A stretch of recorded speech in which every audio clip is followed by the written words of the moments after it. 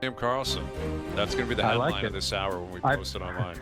I've heard way worse ideas to start this interview, so not so bad. Yes. Good conclusion. Valid. You know what, though? Truthfully, I wonder if Vegas would also look at Mitch, and any player for that matter, not just Marner, and say, we're Vegas, we don't really need to give you an 8th year. Like, if you want to come here, you can come here, but it'll be on our terms. You know, like that is one thing I am curious about. Like, the Leafs have done everything to make all these players feel so great. They've given in on everything. There may be a reality out there where some teams are like, oh, we're not doing that. Well, Vegas hasn't gone on a run for a couple of years, so what if it's 8? You wonder where they're what if it's 8 they're at so 10? used to it. What if it's 8 at 10? Heads will explode around here, man. They will explode. If that cap hit goes backwards, it will be wild. wild scene. All right, Johnny. All right, you're back home or what? Are you still overseas? I'm back in Toronto. No, I'm back in Toronto now. It's like 11 o'clock. I'm ready to go to bed. All right. We'll catch up later in the week. We'll talk about the Stanley Cup playoffs next time we talk to you. Sounds good, guys. All right. There's Mike Johnson, our TSN hockey analyst, joining us here on the Maple Toyota Hotline. All right. Anyone else from TSN we have? Well, I'm just saying. Going to come on and we're just yelling and screaming with all the boys this week. That's why I would be shocked if Brad Treliving said anything like on Thursday definitive. He just now, potentially, again, if he just had the meeting with Keith Pelly, he would have just been handed the keys to the kingdom a couple days ago. So you're trying to get grounded. The last thing you're going to go, okay, in the media on Thursday morning when CJ asks him, like, yes, I'm definitively doing this. It's like, I'm now going to sit back and assess everything and bully forward here, and I've got a month and a bit to do it. So and be ultra creative, because he doesn't want to take a step back. And again, with respect to Mitch Marner, that's a 100-point player. Like, you're gonna, if he's walking, you've got to replace that player, and also keep your captain happy. Keep in mind, 34 have been getting unbelievable passes from this guy for 9 years. Yeah. You know, that's another thing you got to think of. It's an interesting thing, like, because ultimately the dust will settle and everyone will reset, and you want Matthews to be at his best, and yet, there may be a challenge directed towards him from the team too. Like, hey, you got to be better, man. Like that, sure, Mitch isn't here, but you're still getting paid a lot of money. You're the captain. Yeah.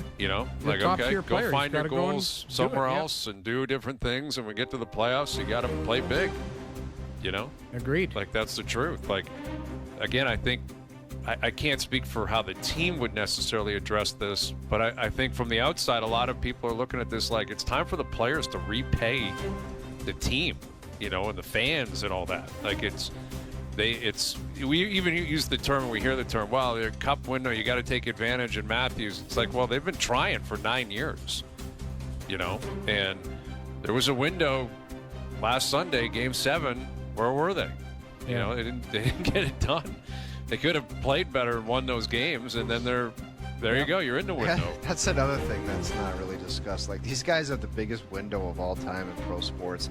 Some teams get, like, their teams get good, and then they're like, the way certain people view it, they're like, there's a 2 or 3 window here where they could possibly win a championship.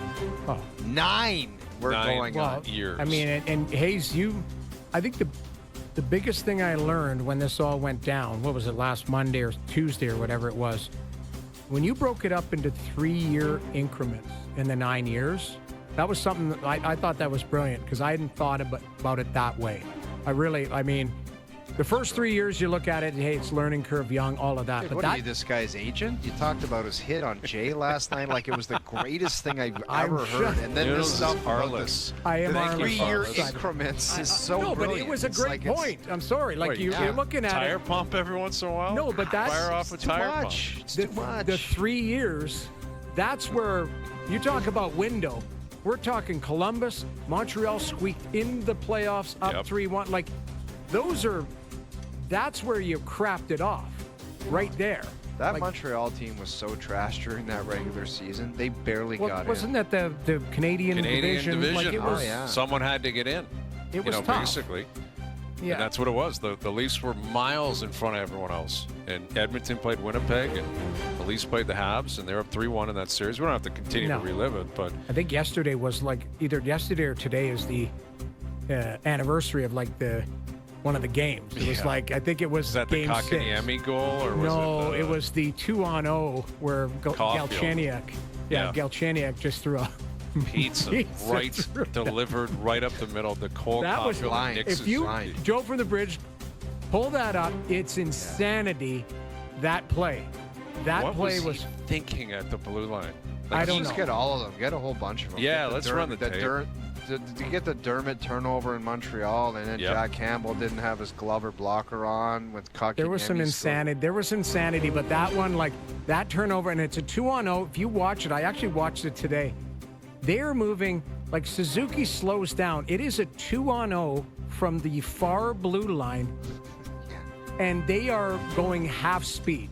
Like it is, and it's just back and forth, and then just one timer in the net, and that was game 6, right? I think they and then game 7 they lost. So that was just a weird. Well, no, because game 6 was in Montreal. That was a Kotkaniemi goal. That was game 5, I believe. Game 5 then. It was just Game a 5. weird. Yeah. I just And remember. no one in the building. It was really surreal. Yeah. Anyway, all right, confirm or deny coming up. We've got Panger coming up. I've got a few more likely to happens that we can roll into as well later this afternoon. Jay's back in action. Knicks, Pacers, Oklahoma City up 3-1 in their series. That was a great game last night, but the Thunder, I think they're just going to destroy many in game 5. Like, destroy them. And Shea and the boys will be off to the NBA Finals. So more on that a little bit later in the afternoon as well. Overdrive continues, TSN 1050 and on TSN 2.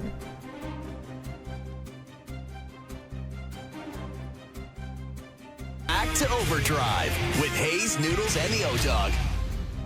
I can neither confirm or deny that this is in fact a segment. Austin trades Andrew Raycroft to Toronto in exchange for the rights to Tuukka Rask. It's been my honor and a privilege to serve as the general manager of the Toronto Maple Leafs Hockey Club. It's time for Confirm or Deny. Do you regret giving all those gentlemen the no trades or no movement clauses? Well, I can neither confirm or deny that. I can't confirm or deny. All right, confirm or deny.